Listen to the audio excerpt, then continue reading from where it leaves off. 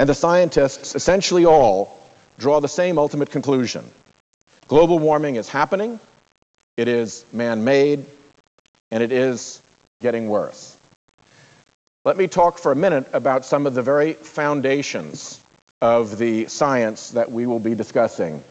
This is a very, very simple scientific device, the bell curve, the standard normal distribution. It basically is the standard analytical device for almost all the observations in which science works. In this dimension, one measures the danger of what could happen. In this dimension, one measures the likelihood that it will happen. And what you find in a bell curve is that there is a strong agreement, a strong, solid foundation of observed agreement around a level of danger that has a very high likelihood of taking place. And it is this area, this key area, where the likelihood is the greatest, that we face the dangers that have been described on this floor so eloquently by Chairman Boxer and Senator Kerry and others of the global warming that the Earth is undergoing. Now, you will, during the course of this debate, hear about other points of view. I am confident of that. Most of them lurk down here, in the area where the likelihood is the least, but the danger is the least, and that is the key. But this is really fringe science. The body of science on global warming, like the body of science on almost any other topic, follows a curve in which the vast majority of the observations, the vast majority of the scientific conclusions follow an allocation, a curve like this. And what the people who are fond of pointing out these low danger but low likelihood opinions usually forget to tell you is that there's this side of the curve. This side of the curve may also be unlikely, but it's very significant to us as a species because here the danger is even greater than what the vast bulk of the science that we are relying on here in this discussion today would indicate. These are very significantly dangerous scenarios for our species.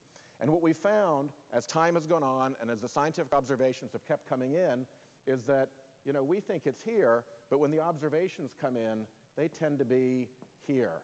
We're always running ahead of the science when the observations come in.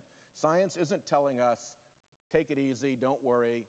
Science is telling us that the more information we get, the more dangerous it appears to be. And it's a simple, traditional, normal distribution curve. The discussion that supports the changes we're making here is taking place where the weight of the science is. If people try to take you off that and show you this end of it, beware, because there is just a greater likelihood that at this end of the danger spectrum, the results are the same. Another aspect of the science here is the so-called trend line. Now, this is just an example.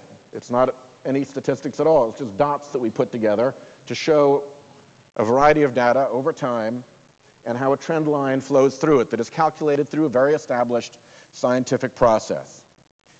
There's a book that was written several years ago called How to Lie with Statistics. And a trend line provides a lot of opportunity to mislead people with statistics. And in this debate, unfortunately, that happens a fair amount.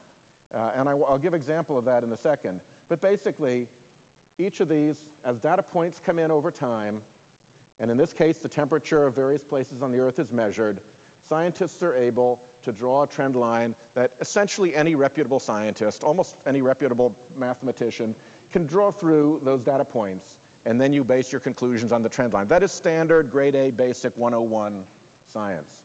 Now let's look at how that works in terms of global warming. Here are temperature changes plotted over years, 1978 through 2003. And here is a trend line that has been plotted through all these orange data points. It clearly indicates the warming of the Earth. This is the type of information on which reasonable and prudent people across this country, in businesses, in homes, base their decisions all the time. It's the type of decision making that our military relies on, that our intelligence communities rely on, that our scientists rely on, that our corporate leaders rely on. It is not anything special or magic. And the trend line is very clear about what is happening. Now, in the green box, I've highlighted a section of the data because what I have seen is a number of reports that have focused on just this little piece of information. And if you pull this little piece of information out, this was an El Nino year, and so temperatures were unusually high. If you pull this little bit of data out, well, you can draw. And there have been people who have said, well, that shows that in 1998, global warming stopped. Because they took this tiny little segment of the overall data and tried to focus just on that. So it is very important in this debate, when you see some of the information that has been brought out, to understand that books like How to Lie with Statistics, their principles are still alive and well, and unfortunately data like this has even seeped into discussion in the United States Senate. Madam President, for many years, global warming denial thrived on an industry of sham science bought and paid for by special interests. Those days are diminishing. Even the most vocal global warming deniers have increasingly fallen silent because the science is speaking to us now with an unequivocal voice. We can reduce the carbon pollution that is causing global warming, and time is of the essence. The bill before us takes a badly needed step toward the new green economy that beckons America with the promise of new technologies, new products, and most importantly, new jobs that will drive our American economy for decades to come. Madam President, this country has never before shied away from the next great challenge or the next big idea. Classic American know-how has always led the world into new frontiers of scientific and technological discovery. The cold hand of the past always has reached out to impede progress, and we see it clawing on this floor today. But America is called by the future, not by the past. We've heard discussion today on whether there are costs if we act to address the carbon pollution that is causing global warming. What of the costs if we do not act? If we do not act, we will continue to send our hard-earned dollars overseas to buy oil from nations that do not care for us.